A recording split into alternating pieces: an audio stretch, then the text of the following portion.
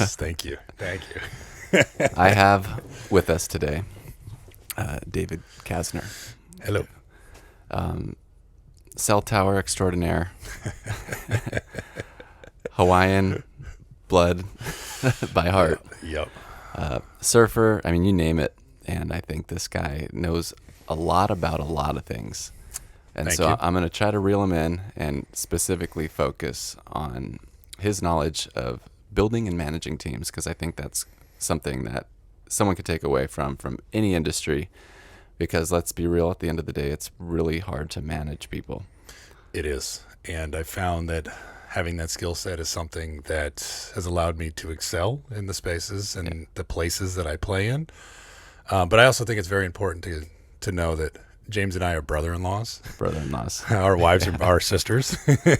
And this has been something that we've talked about for a very long time. And we're both in the right headspace and the right time to kind of... And we actually have time. Yeah. We actually have time because we both have 2 children under 8 years old. And when they get together and the wives are around, it's a lot. It turns into mayhem, to say the least. So I want to get there, but with your skill set, you could be in a lot of different industries. So I want to talk to you about why the cell tower space. How did you end up there? I know we've had conversations about the crossover because you deal with a lot of land leases and site production stuff. Correct. And like that's why I talked to you about that, because that's what I understand. I'm like, okay, I can actually have him elaborate and understand what he's speaking about. Correct. So how did you get this skill set, and like where did it develop? Did it even develop professionally, or was it just from growing up in the right place, right time, right friends, right neighborhood? Yeah. I mean, I've always been a people person. I've always been able to kind of feel energy and be able to react accordingly to people. Yeah. And I've been able to hone that skill. I've been building cell sites now for, 15, 16, maybe 17 years, something like that. Starting out in the field and having the ability to meet with new people and generate new ideas, I weaved in and out of this weird gauntlet that allowed me to get into building and managing very robust teams and understanding skill sets that it takes to get to those levels. Yeah. And the motivation behind getting people to not just do what you want, because that's bullshit. That's not the way you do this, right? The motivation comes from aligning goals, whether they're my personal goals and the company goals, their goals and how they want to meet those goals. But it's figuring out this weird space where you can align everything in their life to what we're building and how we're trying to build it. Yeah. And that has really revolutionized how I think and how I do. And I've never had the skill sets or even the want to be like, fuck you, you're going to do it my way. It's always been, hey, how do I generate the motivation to get you to move in the directions we need you to move? Yeah. With almost like not really telling them that you're doing it kind of a thing. In an industry where I don't think anybody wakes up one day and goes, I want to build cell towers. Nobody fucking does that. So that's another thing. Like with me, that was really tough in real estate. Yeah. So where do you find the motivation within them to want to go and do something that's not a typical passion? Like if it's music or something, it's like there's people that want to wake up, write music, sing music, and create. But on like this specific industry, like where's the motivation found most of the time? It's not even in what we do. It's the person themselves. It's finding the passion inside the person. One of the big things, and James, you know this about me, I'm a very organized motherfucker. Yeah. It gives me anxiety looking at your Evernote and computers. Because I know how long it takes to build it. I'm just like looking at it like I could never do this because I'm just thinking about the days I would lose. It's a passion project, right? Yeah. I guess for edification purposes, I'm the VP of operations or the VP of business operations for my company. My passion is not building cell sites, right? My passion has become motivating others, finding the path of least resistance, let's call it, right? And finding the efficiencies in both business and processes and procedures. This is 100% about helping people understand where their passion lies. You can have passion for music, you can have passion for surfing, for skateboarding, for whatever it is. But when it comes to business, success is different in everybody's mind. Yeah. Once you can identify what success looks like in your world or this person's world or whoever, right?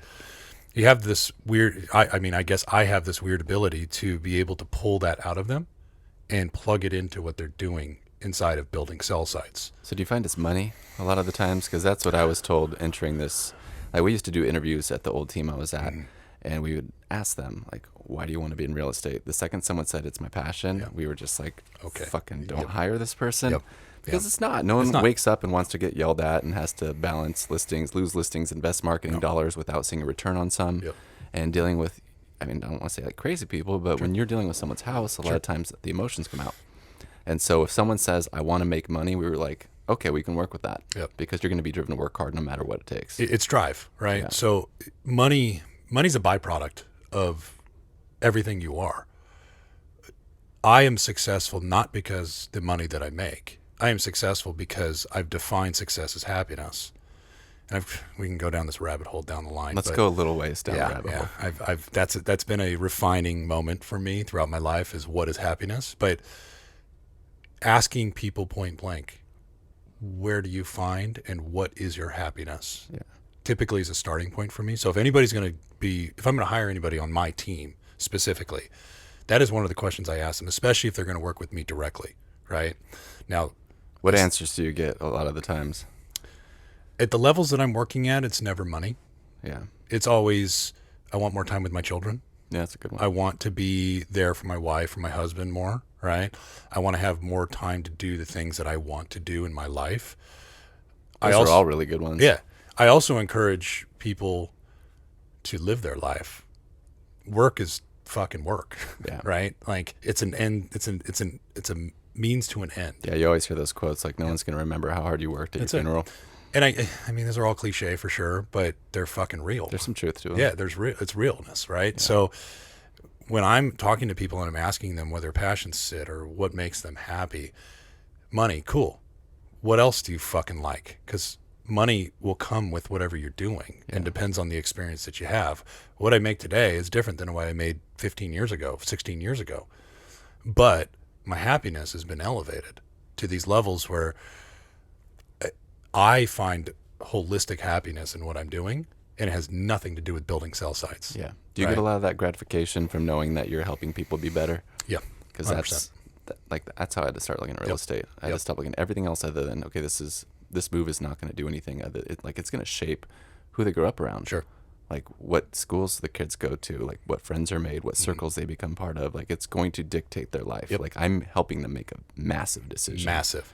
And I think happiness is one of those decisions, right? Where you have these moments in your life that dictate where you're going to be for a long while, right? Our children growing up together, we moved away from here to Arizona, and that changed. Yeah, maybe eventually, we'll see. But that changed the dynamic of my relationship with my wife. And we had to go back into, okay, what's the core of happiness? Right? And dictate what, and define what that is. And that was a journey by itself to be able to do that. And it was also a journey. It probably made your relationship stronger too. Sure. Because, I mean, I don't know. Our wives don't watch this. But like they all, I love you, honey. They all grew up really heavily relying on each other. And I think it was really healthy for your guys' marriage to kind of break that sisterly bond a little bit because, I mean, at the end of the day, your main bond should be husband and wife. Sure. Because you guys have the biggest responsibility, especially when you have kids together. Yeah. But I also think it helped them too. It helped. I've always made the argument that when we lived here in Costa Mesa, the amount of time that we spent with you guys was consistent. It was constant and consistent, right? We spend much more quality time than we do anything else now, right? And the quality time, I mean, whenever we come home, we spend days with you guys. Yeah. And I know it can get fucking insane. And we all get on each other's nerves. I get it, right? We live in a small little area. 1,500 square foot house with 4 kids, dogs, It 4 adults. It gets fucking insane. And, you know, sobriety for both of us has probably been a wonderful thing. Oh, yeah. I think for understanding and a lot of things in our life. But I do believe that we spend much more quality time together today than we did when we lived here hands 7 down. years ago. Well, especially when you want to talk about the sobriety thing. It's like that's what it would be. It was like, when can I get off work so me and Dave can go crack a beer? Or go smoke a joint. Or go smoke a joint. Right. And then when can we get the kids to bed so we can all play Mario Kart? That's exactly what it is. And that was like the highlight of what I look forward to when you guys were here. Yep. And now it's like we have real conversations about things. We sit down and we walk through ideas of big, large things and big, large ideas. And part of what we're doing right now today has been a culmination of a lot of that. But, that's probably why this hasn't happened in years. We'd probably be fucking high as a kite right now doing this shit. You know what I mean?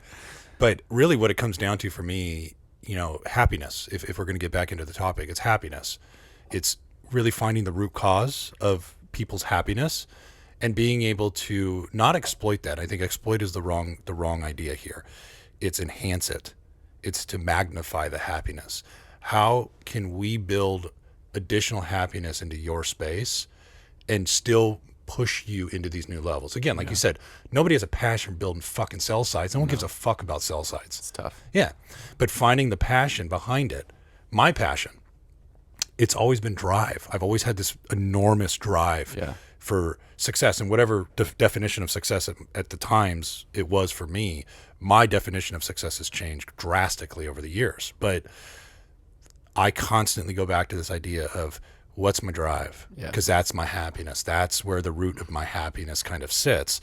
And, today it's my family, right? I know a handful of people like you, but it's not very common where you just have that intrinsic drive. Yeah. Like so many people won't just do stuff just for the sake of doing it because they want to and they want to be good at it. Like I had to learn how to be driven. And I think, being very honest, I had to pull ego into it. Sure. I had to look at who was doing what around me and go, I can do better than them. Yep. And then that's what drove me. It was competition. I've learned it's not probably very healthy, but it's what's been working for me. I also believe that I had that impression a long time ago too, right? But the more I pull ego out of my life, the drive that I have behind what I do, the passions that I have today, the more happiness I've derived from my life. Oh, for sure. Right? I know it's not super healthy. Yeah. It's just that what gets me up and gets me on the computer super early in the morning. Yeah. And for me, I have a very robust routines that I built into my life, morning routines, evening routines, right? I build these for very specific reasons. It's so I don't need to think about things in the morning. My morning routine is fucking nuts most of the time, but it's built so I can get up, have a 2-hour space where I'm focused on what I need to do, how I need to set up my day. It revolves around stretching and meditation and reading and going to the gym. We converted one of the rooms in our house into like a real fucking gym, so I don't have to go to the gym anymore. I used it. Yeah, it's legit, like tricep pull down, full squat rack. It's wild, right? And there was a specific reason for that. It's time consuming to go to the gym, come back. I'm stoked I have a gym right across the street from my house. Totally. If I didn't, when COVID happened, all these gyms shut down. There were some that were open still that were 20 minutes away. Sure. And that would take 40 minutes to drive. Out of just your drive day. time. Just drive time. And that's not the hour that you're there. That's nothing. No, that is wasted time where, at best, I can throw on a podcast to try to motivate myself, and that was it. But you're not getting anything good in 20 And you're not minutes. getting anything, right? And I think that kind of routine-based structure in my life has given me the ability to focus on the things that I need to, focus on the spaces I need to get better at. I'll be honest. You've known me a long time now. I think we've known each other for 10 years now. 10 years, yeah. We've both been fucking assholes. 10 years this year. Yeah, 10 years this year. And we've both been fucking assholes in 10 years. But I think that we've both mellowed out a lot over the last couple of years as well. Well, and age has, and not just sobriety, but sure. age has a lot to do with that. Yes. And there's a lot of things. That and your kind of- mentality changes a lot. Like the things that were important to me back then are just not as important. Yes. I look a lot more at the happiness and the kids. That's and everything now. That's it. And, building teams, to kind of get back into that space, building teams, it is about motivation. And motivation comes in a lot of different varieties and a lot of different spaces. And I've just had this weird innate ability to motivate people in areas that allow for maximum growth. So I want to break that process down a little. So you've said you're good at that. So say you have somebody and they're just not performing to the levels that they could, and it's affecting the business. What do you come in and do? Like, where do you start? So it's an assessment that I do. It's more of a mental assessment, right? Like if they're just down and out on life. Sure. Well, let's get to the root of that cause first, right? Let's find that problem first. Why do you fucking hate life? Yeah. Right? What is it about your life that you don't like? Well, let's try to fix that, right? And this is a process. It's not like a one size fits all idea either, right? It's if I know somebody's having a hard time, especially in that moment in their life, right? Maybe they're having some problems with their spouse or boyfriend, girlfriend, whatever. Maybe they're having some mental problems, whatever it is, right? Acknowledging that first. Hey, look, I know you're having some problems. I'm here. Talk to me. Let's work something out. I've always based my relationships at work less as work relationships and more of like, hey, I'm here to help you. Like personal. Yeah, and you got there's a line. Yeah, there's an HR line, right? There's an HR line that you can't cross. You can still care about people of course, without crossing the line. That's the ticket, right? I deeply care for my teams and the people that, and so much so that I've worked up this idea and I've used it in business. It's you don't work for me, you work with me. We have different roles inside this company, but my role is no more important than your role. We just have different roles. So let's help each other hit these goals. That statement by itself will usually open up a conversation with them. Yeah. And let them, hey, this guy's not going to fuck me. People start getting honest. That's when you can actually attack the issues because they're not just making some shit up. That's it, right? And once you can identify even a small little slither of that. Just give you a crumb. Just give me something. Like, oh, right? that's what it is. Then we can dig down and drill down, right?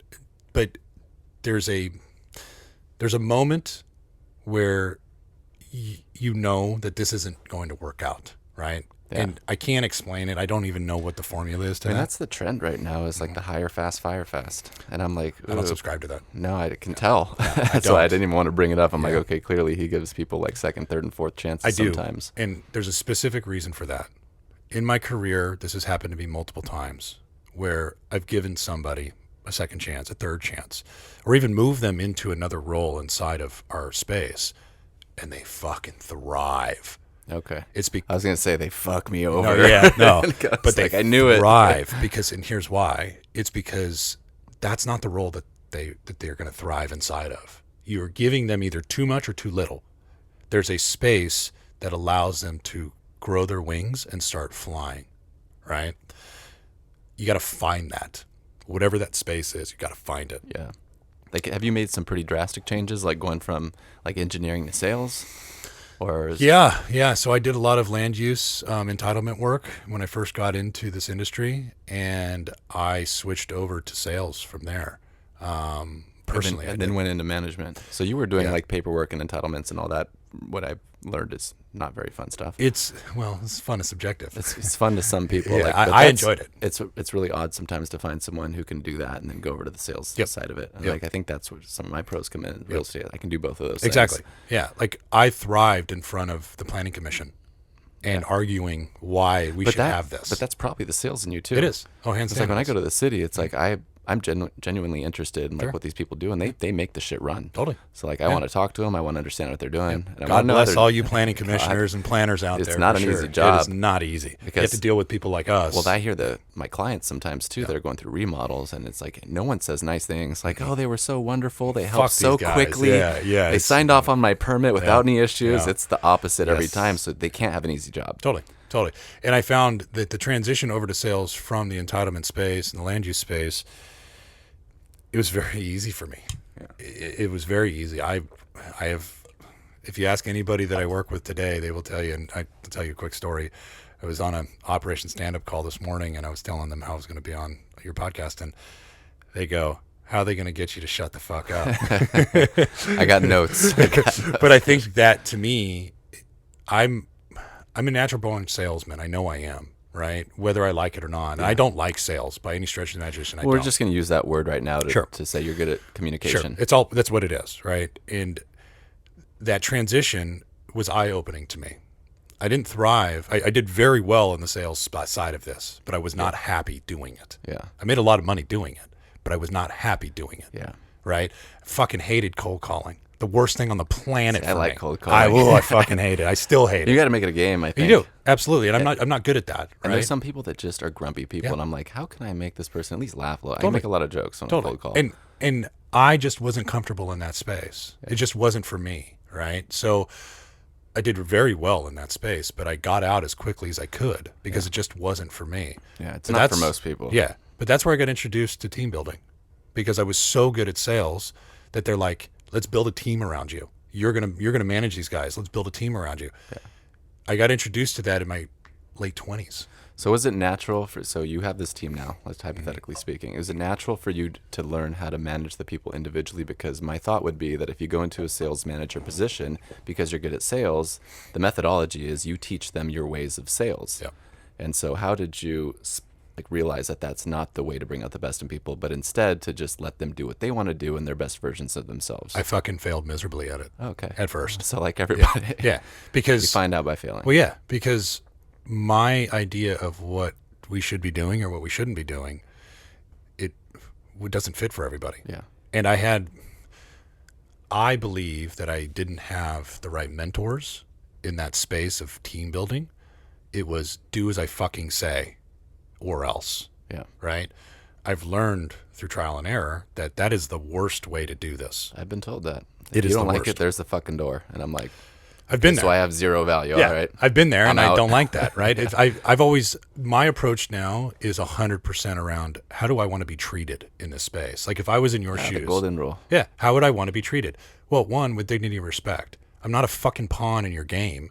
Like I can be very useful for you, right? Yeah. And at first I'm a useful idiot. That's how this works. I'll parrot whatever the fuck you're saying, but I'll start learning what you're saying and why you're saying it and the logic behind it, right? Once I'm able to understand it and then kind of start connecting dots in my world, everything opens up. I was just talking to someone about that. Like I had to get on the back end of the MLS, and once I realized like there's data there and like how you're pulling like different information, I'm like, oh my god, I could pull this information and I can upload it like into marketing and make a lookalike audience, and like it starts clicking. Yep. And then how I wanted to do it can filter in because I actually understand the process. That's it. I'm not just repeating what someone told me to do. That's it. So how I've applied this to team building, right? Each individual in your team is different. You cannot treat everybody the same, and nor can you build the same structures for everybody. Yeah. Right. So you have to have this loose fitting structure for the whole space, right? I'm building a new department. Well, I'm getting ready to. I'm building loose outlines for it right now, right? But how I start this process is okay. What are we trying to accomplish? What's our goal? What's our short-term strategy? What's our long-term strategy? Right. From that, you start, okay, what kind of people do I need in these spaces? So I call them business units, or we call them business units, right? What business unit is this? What type of person needs to be in this? And you just start doing this all the way down the line. You can have hundreds of business units built if you want. Doesn't matter. But in my space, it's 3 or 4 business units. There's very specific skill sets that I'm looking for in each business unit. Do you pair that with like personality types as well, or you just go for like look at like the degrees and expertise?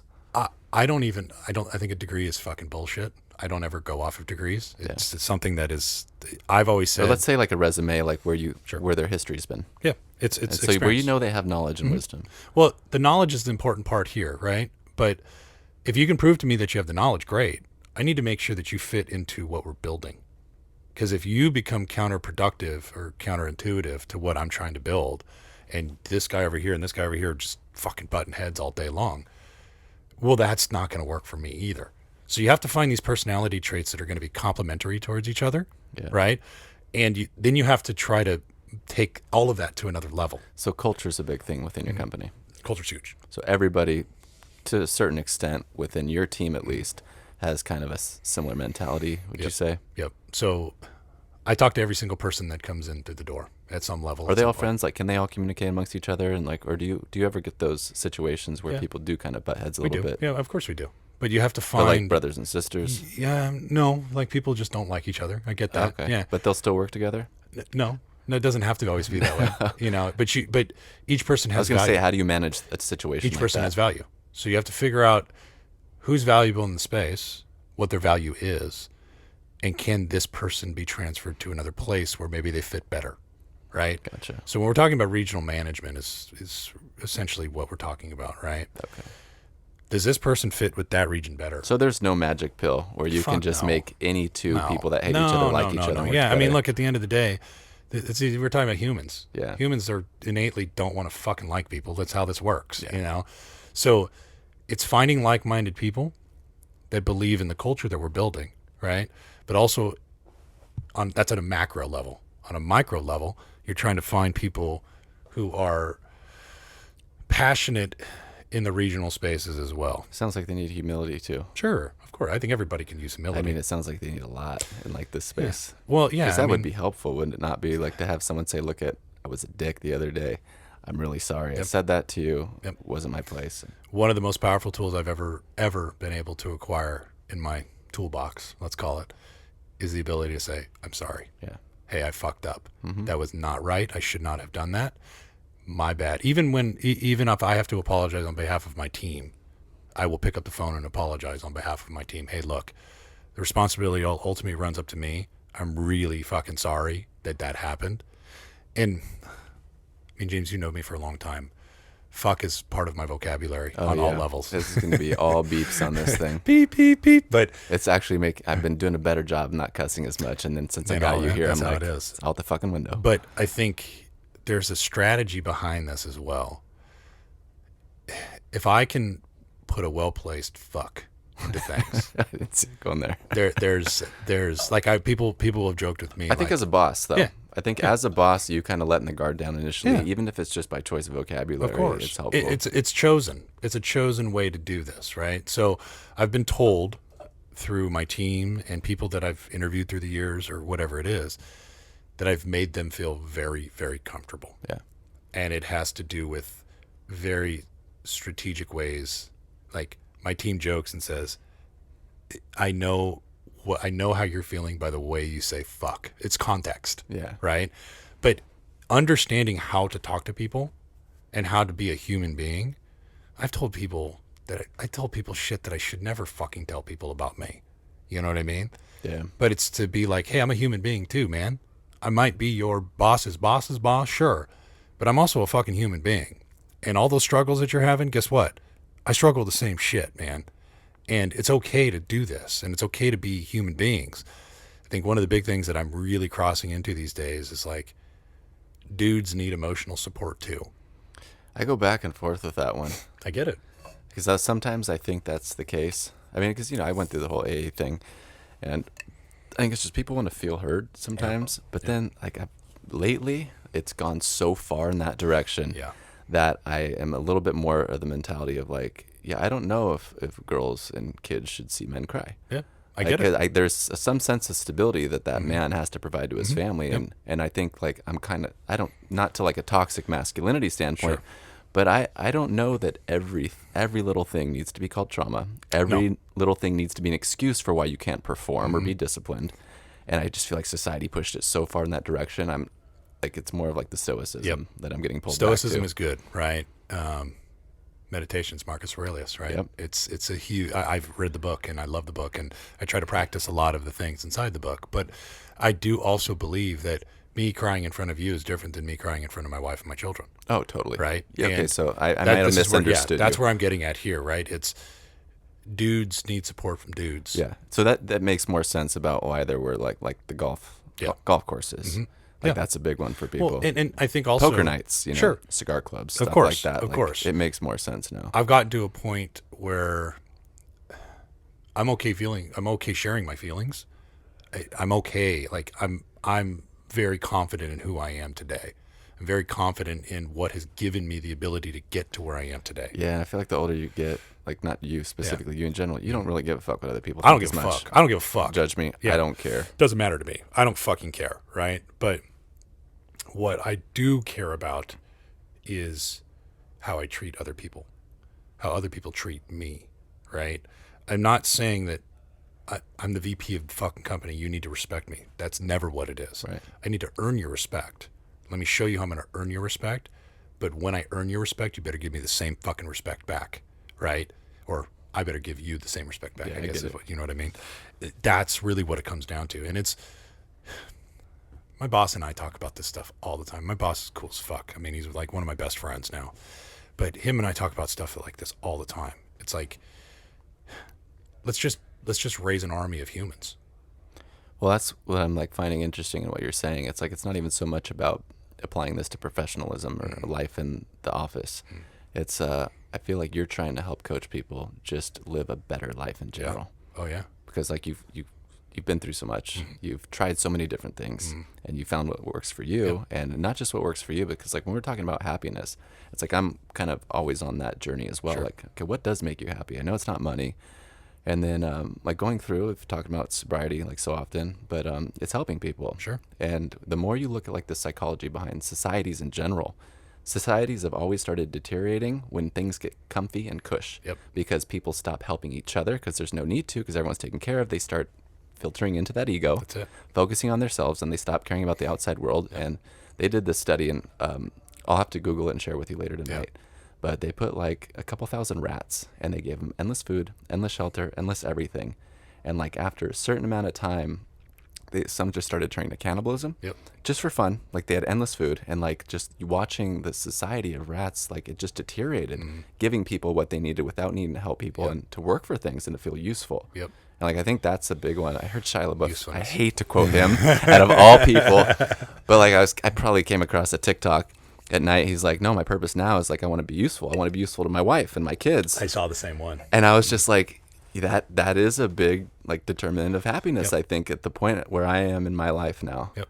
And I was just like, my goal. I need to find out who really said that, so I don't have to say his name and exactly, say it came from him. But I think my ultimate goal has changed. The goal line has changed so much for me. What success looks like. Yeah. I know what success looks like, and it is helping others achieve these goals, these life altering like dream cookie goals that they have, that they're like, there's no way I'm ever going to get there.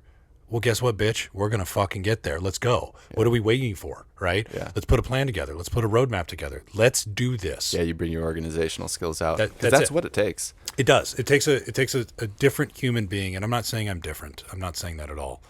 I'm just saying that I'm an abnormal human being, and I understand that. Well, you're really smart in the sense that, like, if I just said, I want to make $5 million a year, it's going to feel like a very overwhelming thought. Sure. But if we actually break down on what I need to do to get there, and I just have to take that first step, and then I need to go from step 1 to 2 and keep doing that till I get there, it's not a big deal. There's a book that I read years and years and years ago, and I forget the author's name. I mean, we can look it up, but it's called The Compound Effect, right? And it has everything to do with small incremental changes in your life that reap giant rewards on the back end. Yeah. Right? It's like just cleaning your room. That's it. Or making your bed first thing in the morning. I'm so stupid. I know. But I'm a big fan of, I read multiple books at the same time. Yeah. And I'm reading the Marie Kondo book right now. Okay. Of like, oh, is this bringing me joy? Nope, fuck, let's get it out kind of a thing, right? And I folded my shirts like that for like a week, and I was like, this shit's stupid. But there's real value But now to I have a pile on my dresser. Well, that's what it is. But there's real value to this, right? Yeah. Because the more organized your life is, the less you have to think about things, right? So, let's take Mark Zuckerberg for instance, right? This guy wears the same shit every fucking day. Does he? Just like the t-shirt, normal black t-shirt, fucking blue shorts. jeans, right? Whatever it is. Well, he strikes me as a cargo short guy. But he's also ripped these days too. Like he's fucking he's ripped, training right? for the fight. Yeah, I know. But if you imagine if you didn't have to sit there and think about what you're going to wear today, you just automatically knew. So the company I work for is called TruNorthe, and I have a stack of TruNorthe t-shirts. That they're just comfy shirts. That's like if I was to go buy a shirt, like a plain shirt, that's the fucking shirt I would buy because it's so they were comfy. smart. Yeah. You see the stupid hats I made? I was like, these are the dumbest hats ever. I should have at least made a good hat. A good hat, right? But the thing is I wear that shirt almost. It's a. You know what? I take that. They're super soft and comfy. That's it. That's right? why I will keep on this. Not because it's my. That's it. Well. But that's the thing for me. It fits me well, right? I have this really long, goofy torso. I had like 3 because they were giving like one to every new agent like 5 years ago. I asked Devin Allen, our old like office manager here. She's the office manager in Newport now. I was like, can I get like 2 or 3 Sure, beers? here you Like, go. yeah. But that was the whole thing. So I wear these as almost a uniform. And, you know, my teams joke with me all the time, like, oh, I'm fucking wearing the same shirt. I'm like, yeah, bitch, I'm wearing the same shirt. Of course I am, right? It's so I don't have to think about it in the morning. Yeah. It's just there. Boom. I go and I'm ready to rock and roll. What do you know about that? What do you know about like people only have so much room for making decisions throughout a day? Because that's a thing. Analysis by paralysis. Because I've gotten home and it's simple shit, and she'll just be like, well, "What do you want for dinner? Chicken or steak?" And I'm like, "I fucking can't think right now. I don't know. I don't know why it's so hard for me to pick. Can you please just pick for me?" So I've even gotten to the levels where like I pretty much eat the same shit every day at work. Like I don't deviate much. This from is it. throwing me off. Like us going to dinner tonight. Yeah. Because like I meal prepped on Sunday, and like I still have a couple meals I need to get through. I'm like, shit. Well, we can eat those. We'll eat those tomorrow. You and me. But I think that has this routine based idea that I've been working on has given me the ability not to have to think about things. Yeah. Right. And the more that I don't have to think about things, the more I can think about very large ideas and start structuring Or productive ideas. things too. Whatever it is, right? And these large goals that I've been going after. I mean, my wife and I have been talking about buying property forever, right? 200 fucking acres up in Montana. Yeah, I got asked the Wyoming, other right? day, Nashville or Florida. I was like, "What are you up to?" Yeah. Who's And Dave? I think Dave. I tracked it back. It came to you. It did, because you know we've been coming up with these ideas. I picked Florida, by the way. No, we picked Nashville. So you know, it I is like what it is. Nashville, but it's just I think there's a certain aspect of being somewhere close to a very large city, Sure. and Fair for enough. socialism. And I think Miami is one of the like only major like U.S. cities that still votes red. Not that I'm like politically driven to do there. Cuba. Is that why? Probably. I don't know. They just Miami Dolphins are from there. They got good Well, that's food. your spot. They got That's your nice. spot. Like, That's your team, dude. They got Yeah. boating. You can buy a house on the water. Sure, I in get it. Cape Coral I get for it. $750. I know. You can take a weekend trip to the Gulf. All day long, right? Go fishing. But the idea behind this is like having large goals, right, and staying focused on these large goals. I went to this seminar, probably 4 or 5 years ago, maybe now. I went with one of my best friends, Guy Holland. Oh yeah, how's Guy doing? He's doing great. I haven't seen him in a while. Me and him always used to chit chat about photography. Yeah, he's doing great. We don't talk as much as we used to, and you know, him and I rode motorcycles a lot together, Yeah, you cross guys. country. Did And he go to Sturgis with you on a he's couple of the trips? He's the one that pulled me into Sturgis to Really? begin with. Yeah, and you know, every time I've ever been to Sturgis is with him. He's such a hard person to peg. Yes. Like he's so quiet that, and even when you start getting talked to him, you're like, I still don't know it. Like it takes a long time for his shell to I've kinda get known cracked. I've known Guy for Maybe that's just who he is. 15 years now, maybe something like that, right? Have you ever seen him have like go like if the flat line 0? Have you ever seen him go beyond a 1 or -1? Oh yeah. As far as like emotion. Well, or- that's just because I've spent so much time with him, Yeah. right? And I've been intimately in he's places a very with him. consistent person. Yeah, but we've been on long motorcycle trip. We've been on 20-day motorcycle trips across the United States together. Like we've got to know each other very, very well. But I don't know where I was going with this. But Sorry. No, that's That's my okay. bad. We can go down tangent. That's fine. But like what Guy has given me in my life, he's the one that started this whole fucking thing off for me. Him and I were surfing down in I was living down in San Clemente at the time, and him and I would surf every single day. And How'd you meet Guy? friends. Okay. So So just randomly got introduced, kind of clicked. kind of clicked, and I had just moved down to San Clemente, and he lived in San Clemente, and my buddy's like, hey, you got to meet my buddy Guy, and that's how the whole thing started, right? Yeah. We started surfing together, and funny story, we first time I surfed with him, I went and surfed. We surfed trestles together for the first time, and it was fucking huge, like 12-foot bombs Oh, coming shit, no. through, right? Oh, thanks. Not with rocks. And I had a competition leash on, and I took one Does that mean wave. short? Like, is it super It's short? just super thin, super Okay. thin. And I took off on a wave, and I ended up kicking out, and my leash snapped. Whew. So I'm just bobbing in the water, Yeah. like as these bombs are coming in, and rocks. He paddles up to me. He's like, "Hey, I'll hook you up," and we go paddling together. And while we were up there, my board washed up, and some people were on the beach. Sorry I keep saying this, but on the rocks. Yeah, it on the rocks. Yeah, and you know, people are on the beach hanging out, and they're like, I love sand they breaks. had like 7 or 8 boards sitting on the beach, and they had called the Coast Guard because they didn't know whose boards these were, and maybe these people had drowned out in the Yeah. water. So we had this ongoing joke that I got the Coast Guard called on me on the first day we decided to go surfing together. Right? Funny shit. Right? All together was hilarious, but that started a wonderful relationship with each other and a wonderful friendship that we still maintain today. We don't talk to each other as much as we used to, but he's become a part of my family. He's brought me into his family. I've been to his family I reunions remember and going shit. to camping trips with both like the ones that you guys would always go to. I mean, you brought Michelle in, then Michelle brought Jan and I. Yep. And yeah, he's brought me to his family reunions in Arkansas.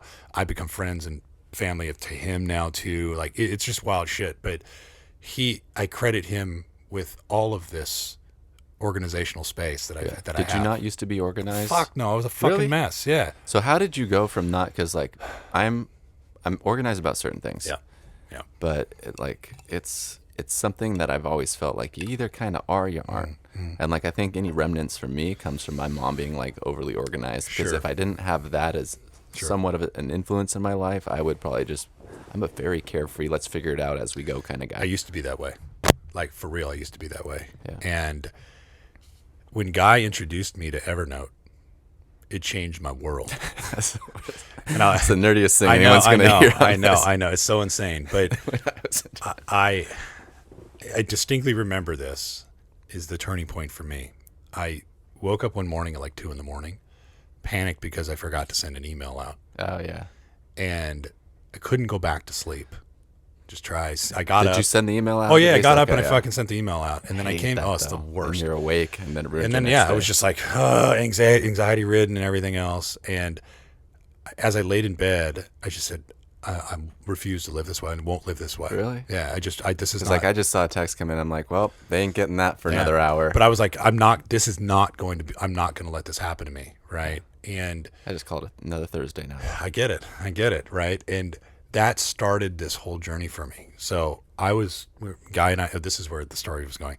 Guy and I were sitting out surfing one day at Trestles, and he's like, hey, you need to like, he actually said, how do you keep track of things in your life? I'm like, fuck, I just keep it in my head. Yeah. Because that's a dumb way to do it. I'm like, cool. Well, what do you do? Right. And he's like, I use this thing called Evernote. I said, what the fuck is Evernote? So he's like, the best way you can explain it is like, it's like a second brain. You just dump a bunch of shit in there and you can expand on and things. That frees up the space Yeah, in and your it head. frees up the hard drive in your head, right? I was like, fuck. Oh, that's a great idea. I didn't know how to do it. So I just started using it randomly. Like, okay, downloaded it on my phone and just started fucking putting shit into it, right? And going back to what we were talking about earlier, just started connecting the dots on what worked for you. Once I started putting things in, I was like, Isn't that the worst though? Then you're like, I should organize it this way, and then you have to redo the whole thing. Like, I've done it so many times with Dropbox. I'm gonna my Evernote, the iteration and the version that you see of my Evernote today is probably the 75th version of what I've built. Right? It's the notebooks, the tags, how I kind of stack things on top of each other. You were telling me now it's like you can get to anything you need in like 2 or 3 clicks. 2 clicks is a and I'm like, plan. Yeah, 2 clicks is the plan. I was like that. I was trying to think about it. I was like, I just don't think that would work for me. I have learned that when I'm in meetings, my systems are so robust and so insane that you can start on a tangent and I can have everything pulled up in my system in that tangent. Do you have a big main folder then? No, everything has notebooks and tags on it. Because I start binary.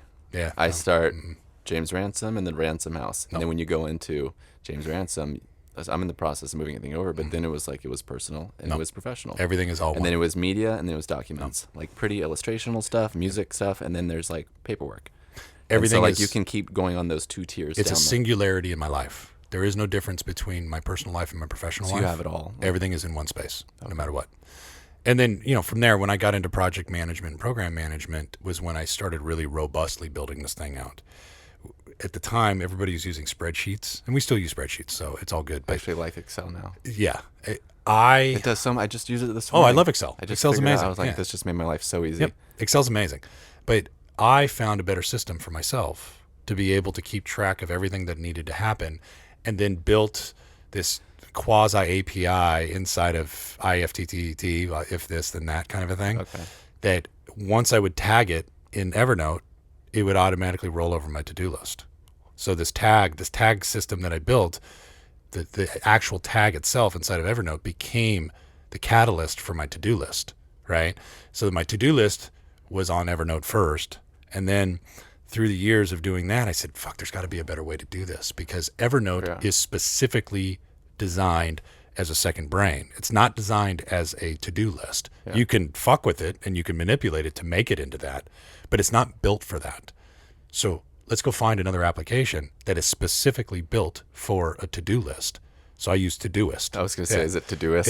It is. And I've built out Todoist incredibly robust. Do you ever hate having apps for everything, though? Because I had Todoist for a while. And it actually, out of all the ones I tried, it worked the best. Yeah. But I just didn't like having to have a separate app. And now I speak it, hey, Siri. I shouldn't say it because now she's going to pick it. I get it. Yeah, shut up. And then I'm still manual. Like, I'll take everything in there that I rattled off for a week and I'll go put it in a hard copy. I still carry my notebook around with me. I don't even keep notebooks anymore. No, there's something about like the only notebook still. I do keep is a journal. I keep a journal still, and that's the only thing I do keep. But I have made it I've made a commitment to myself that I have my to-do list, and I have Evernote and whatever other systems that I have readily available anywhere I go, and I always have my phone with me. Yeah. So let's go digital. I made the commitment to go digital, and I've never looked back. Do you ever back them up to like hard drives or externals? No. Everything is on the cloud.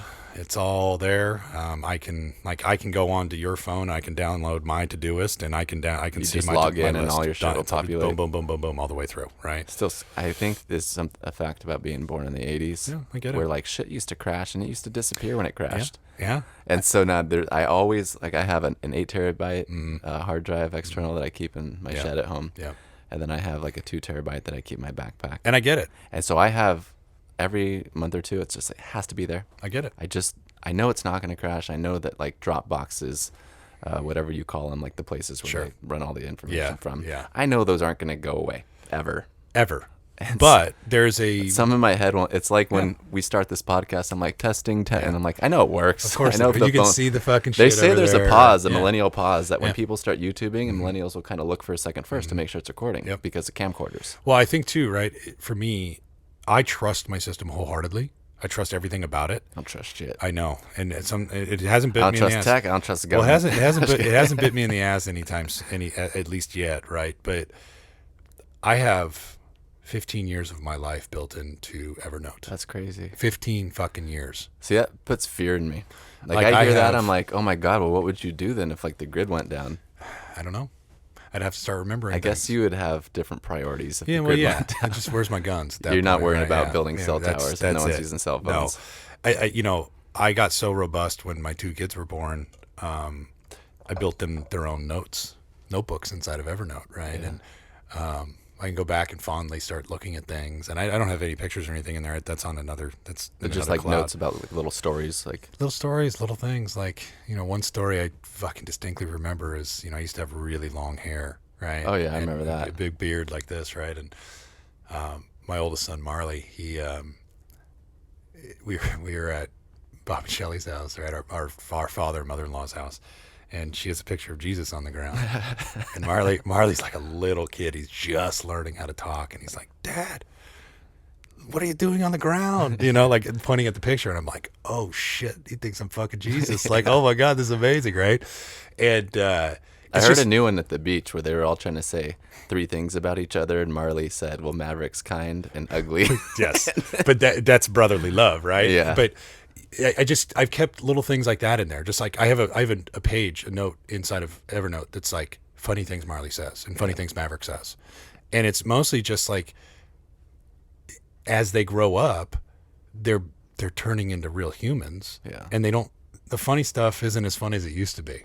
It's they're talking about Marley and I have like Yeah, they get too logical now. we have real conversations about like Yetis and like Sasquatch and like real shit like that. Like before they were like mesmerized. Like he's asking about like the reality of it. Like what's the is possibility of these? We're watching on YouTube video and the chupacabra comes in. Dad, is the chupacabra real? I'm like, fuck, I don't know. Is it? Yeah. Like, and we have this kind of conversation about it, right? But when they were young, they're just so inquisitive about the silliest things. Yeah, and you're watching like the little brain synapses getting put together. That's it, right? And then all of a sudden they connect a funny dot. You're like, let's do that, right? And I think that has just Evernote by itself is good for that type of stuff. Yeah. I've just been able to build this robust system that allows me to do everything and anything I want with it, where I built like I have a whole system of like passwords built into this thing where I have my life is built into this. So like I have the note that I have with my usernames and passwords for everything. Yeah. I don't use like one password or anything. I use Evernote, but it's all encrypted.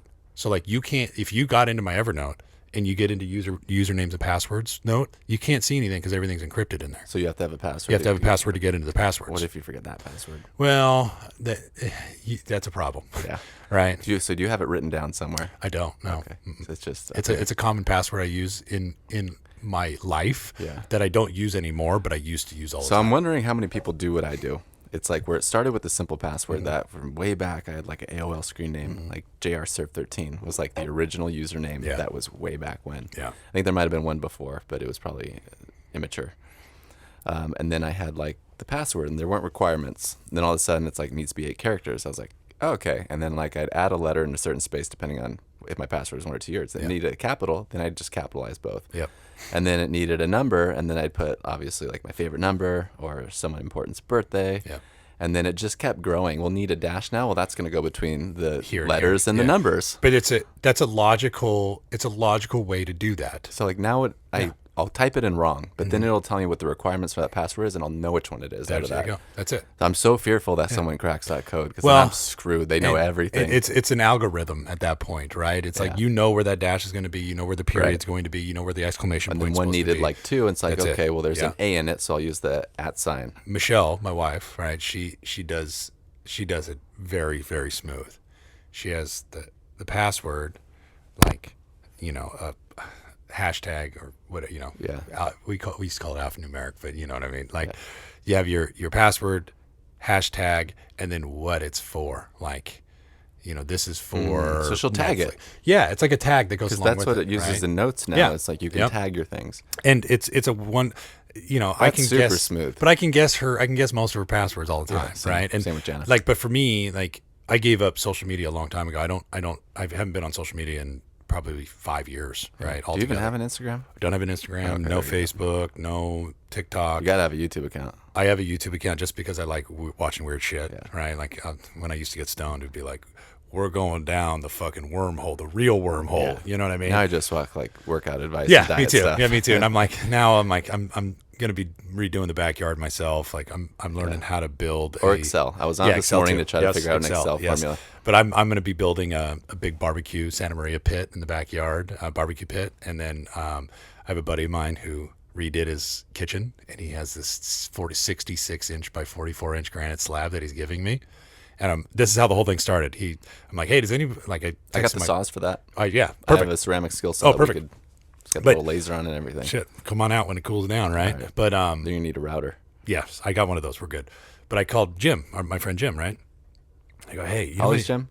How old is he? Holly's Jim? Oh, Holly's Jim, yeah. Okay. Well, he's in that industry too, like flooring, at Yeah, least in the construction side. He's in that space, yeah. So I'm like, hey, you know anybody who's got a granite slab? I'm just looking to fuck around with some stuff, right? And he's like, as a matter of fact, I do. You know him too. It's our buddy. And I'm like, oh, sweet. So I call him up and I texted him. I'm like, hey, I heard you got a granite slab. He's like, yeah, come and grab it. I'm like, how big is it? 66 by 44. Oh, fuck yeah. Cool. I'm going to build a backyard like kitchen now with this thing. Yeah. That's how this whole thing started in my head.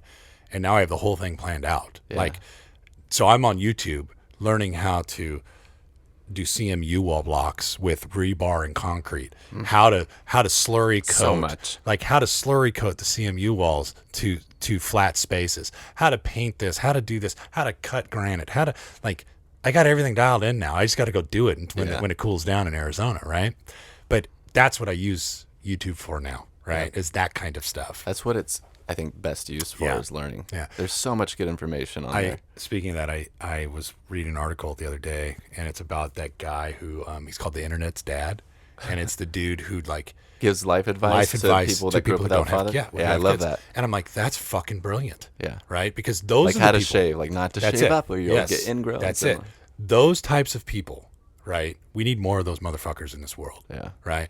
And I guess to bring it all the way around, that's really what I'm trying to do is provide a lighthouse for people so they don't fucking ram into the shore. Yeah. Right? Like, hey, that's not a good idea. And here's why that's not a good idea. You know, take your course and go north and go up another fucking 50 miles because you're going to find safe harbor in there, not here, right? And just being a better human being is really the goal. I think that's big. I think everyone needs to, I think just the world in general needs to focus more on that. Yeah, because everybody, like you touched on earlier, there's a lot of people who are just so self-centered and narcissistic in our lives and in society as a whole, that the more human you become, the more of a beacon you become to people. But just the better everything gets around you. Sure. So to bring it all the way back around, building teams, right? I have found the most success with building teams by being just a human being. Just a good dude. Just being a good dude. Hey, I'm here for you. What do you need? No. Right? Personal, professional. What do you need? I'm here for you. I didn't even need to have you on. Well, I could have just been like, hey, everyone, just go do your best. Just be humans, right? But it always does go around to, hey, how would I want to be treated in this situation? If I fuck up, let's say I fuck something up, right? I don't want to be yelled at. I don't need somebody being like, fuck you, you fucking asshole. Why'd you do that? Be hard on yourself. Yeah. Instead, I needed somebody to tell me, hey, look, you fucked up. It's okay. How are we going to fix this? You come up with a plan. You come up with a plan to fix it. I'll help you guide through the gauntlet where those roadblocks might be. Yeah. Right? That has been so efficient for how I build teams, how I execute at very, very high levels, and how I get my teams to execute at very, very high levels, right? We have a lofty goal of some crazy shit coming down the pipeline, right? How do I motivate my teams to meet these goals, right? First, let's be honest. Yeah. Let's have just an honest conversation. Here's the goal. I'm not playing hide the sausage with you. This is what we need to do, right? Guess what? I've built out this plan, but this plan isn't my plan. It never is my plan. It's a moldable plan that I need your input on. Yeah. Because I've always found that my plan is my plan. It's not your plan. Sure, you can jump onto my boat and you can do the same fucking shit, of course. But the moment I open it up to you and you have real input. Yeah. So let's just say I'm building Plan X, right? Inside of Plan X, you own A, B, and C of Plan X.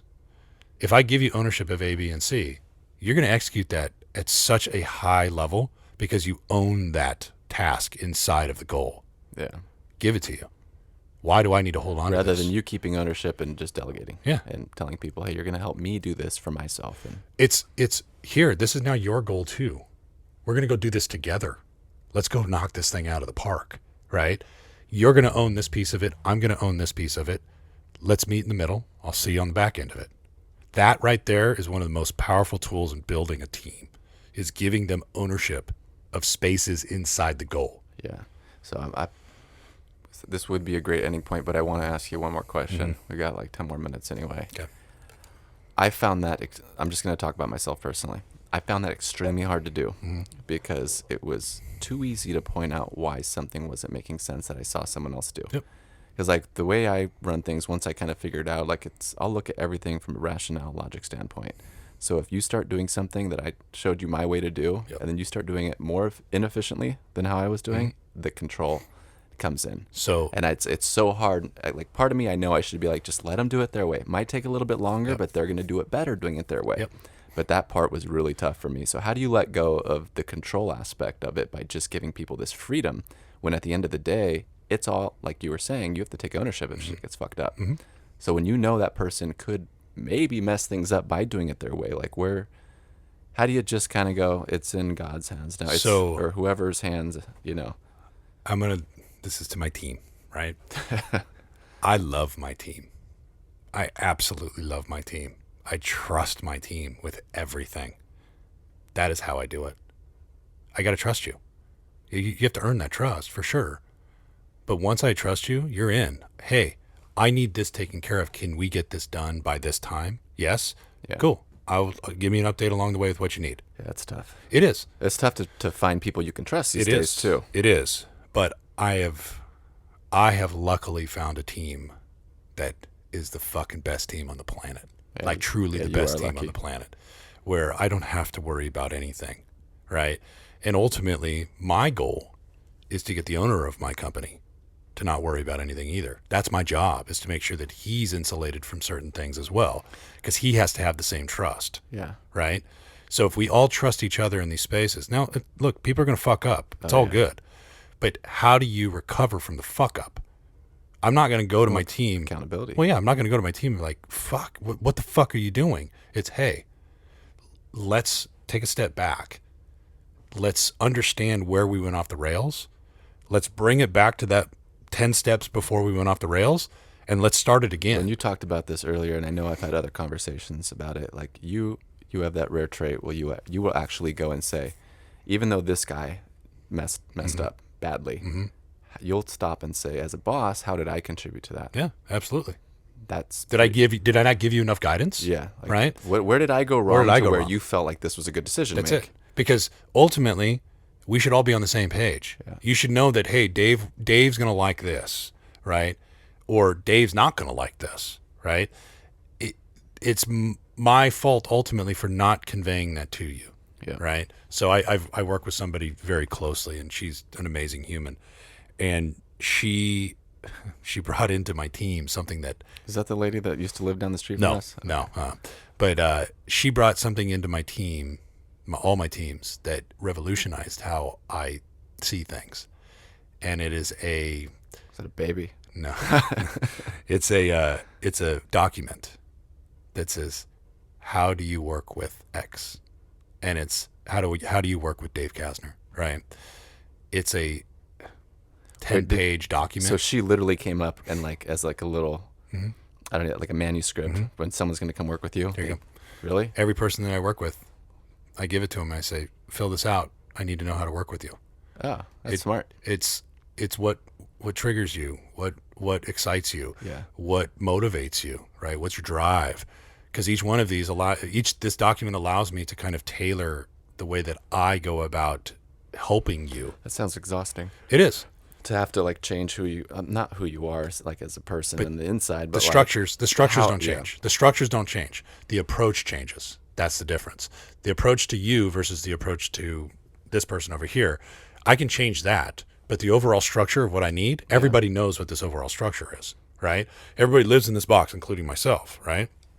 But how I push you, how I motivate you, how I discipline you, it's all different. I can walk up to a couple of guys on my team and be like, what the fuck are you thinking? Why the fuck would you do that? There's other people that I'm like, hey. See, that's what I like. Yeah. There's totally. something that just came out, one of the Kansas City Chiefs coach, one guy said, he came out and said he coaches too hard, he's too rough. And I'd be like, so you have someone that's passionate about you doing better? I was like, I would love to have that guy as a coach. But rather than just catering to your feelings. Sure. But that with that guy specifically, right? Whoever that person is, it's like, hey, we ran into a problem. Here's the problem. Here's what your solution was. Where did we go off the tracks? Yeah. And it's about keeping them accountable. So you have to, when I ask them questions like, where do you think you came off the rails here? It's a reflection. They have to reflect on this. Yeah. And once they identify, oh shit, this is where I got off the fucking rails. Now the next time they know that's not the fucking derail point anymore. The derail point's further down the line, right? So it's keeping things accountability wise in line, getting people to understand where their faults are, and then, hey, let's go build that fault into a strength, right? That is the motivating factor there, is I'm here to take all the shit that you want to change and help you make it and turn it into a strength. And that has given me the ability to be very, very successful in scaling teams up and, even more importantly, scaling teams down. Yeah.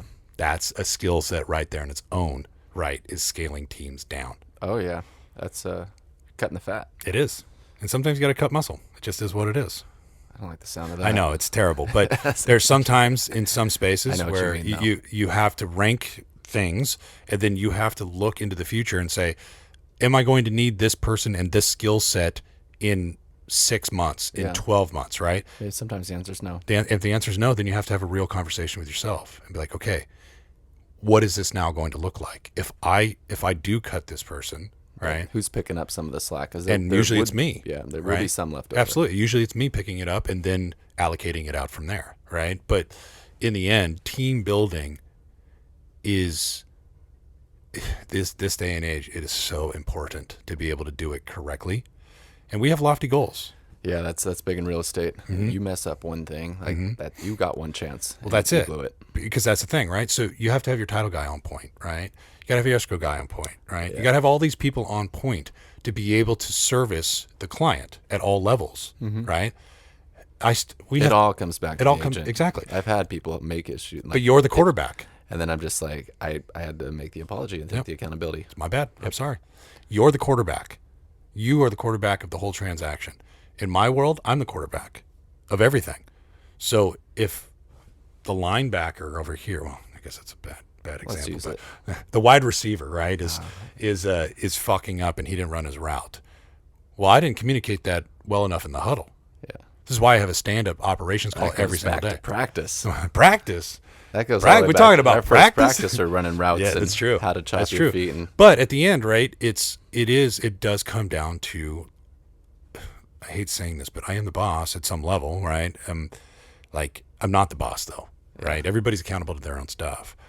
But in the end, I'm the person that is like, you're going to run that route and here's why you're going to run that route. Same. And this is what's going to happen on the end of that. Yep. And this is why we're going to do it this way. it's hard when it's better with adults, but with 6 and 7 year Oh, olds, it's a it's different really ballgame. tough. Yeah, I'm yeah, just like, you all have a job here, Yeah. so even if you're not getting the ball, Sure. like you understand you have to do what you're supposed You to do, have or to. else everything's gonna fall apart. That's it, Like, right? you all have a purpose. Yeah. That's why I love football. So I think really to kind of completely, we got to go to dinner. I get it. Yeah. But to wrap this completely up, team building is an essential piece of everybody's industry, no matter what. But you're gonna max out, even in real estate. Yeah. You're gonna max out doing like I'm doing everything I can by myself, and I'm Can't do not. it. I'm nowhere near the top of some of the biggest realtors. They Can't do it. all have teams. You have to have and they know teams. how to manage teams. They know how to keep big producers happy. That's the on that deal. team too. The deal is you have managing a team is more about keeping people happy than it is anything else. Sure. Challenging. You have to challenge people in different spaces, and you have to know where people need to be challenged. Yeah. That's a good thing too, right? So it's understanding all of that, but pushing people into the gray areas, because the gray areas is where you grow the most. And that ultimately is the key in my world Yeah, the details. to building very, very successful teams. I mean, and again, shout out to my team. My team is fucking amazing. All of them. And it's not my team, it's our team. So when I say my team, it's our team. Yeah. And, there's a very distinct nomenclature that we use inside of our space. You don't work for me, you work with me. Always, right? Yep. And I will correct people when they do that. Oh, fuck you. You're not their boss. Who do you think you are? Their parent? No, we all work together. That's the whole thing here. Yeah. So the more you drill that into people's heads that we're a team, I'm not your boss. I'm here to clear the path for you. That's my job. That right there is a very powerful thing. Yeah. So like in the Matrix when Morpheus and Neo fight side by side. Yes. I don't know if that ever happened, but no, they did. I think they probably did. I think they probably did. Yeah, I think they did multiple times actually. But that's really Rather what it than, does. Yeah, just like boss employee. It doesn't. It's a linear space. We try to have a flat hierarchy as much as we can, right? There can't be a flat hierarchy, but as much as we can. My team don't work for me. They work with me. I probably need to watch The Matrix actually. We But should. what I'm guessing happened is when they fought together, they probably beat up more robot guys than when Maybe they fought alone. Mr. Anderson's got their asses yeah. kicked, probably. That guy's a good actor. Yeah. I don't know. He's one of those guys where Mr. you Anderson. see him everywhere, but Yeah. you don't know his I name. don't know his name is but he's a great fucking actor. All right, with that, we're out to All dinner. right. But hey, glad James, we finally got to do this. absolutely love you, dude. We got to make it a routine thing every time you come back to town. We should. This would be a lot of fun. I have plenty of weird knowledge and weird things to talk about. And next time we can get really deep into organization. Okay, I was gonna say now that you have your little thing where you're gonna start growing your. Oh yeah. Maybe we'll just take it way out of left field, and switch topics completely shit. and talk about the psilocybin space now. Well, let's go look at some colors. What do you say? Okay. Thank you again. Well, of course. With This that, was fun. yes, absolutely. All right, let's All go. right, dude. Let's go to Let's Mama's. Go.